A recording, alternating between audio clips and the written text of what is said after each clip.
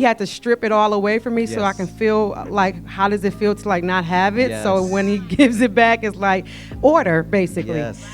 So that was that. It's not really about believing God, but trusting him. So it took me back to the beginning of this year when, you know, I was just sitting with God and he told me, like I prayed and I asked him to put me in a position this year to not be able to work as much, but still be able to, you know, make money, you know, so I'm not trying to chase like 10 different gigs a week. It could be that one job that'll be able to help me.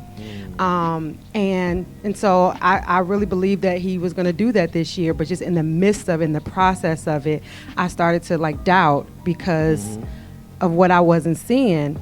And what I realized is he was doing exactly what he said he was going to do. This one client, like literally every other month, they'll come back and they'll either have like a script for me to read. It'll take me 30 minutes, and just the amount of money that I'll make, it will be like ridiculous. So you're saying God gave you a client that basically just give you the substance that you need that without, one client. without busting your behind? Without busting my behind. And here's where Wow. my accountability has been, where I'm kind of doing inventory, like, all right, that's not the problem. This is the problem.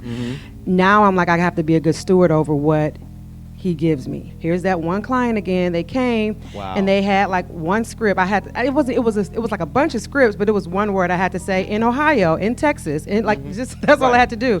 And it wasn't paying as much. It was paying really good. And I'm like, thank you. And then yesterday, my agent called me, and they actually want to renew some of your old scripts, and it just, the amount of money with that, so it was just like God just kept reminding me. Then my agent called me again and said, yeah, it was a job you did in 2023. Order,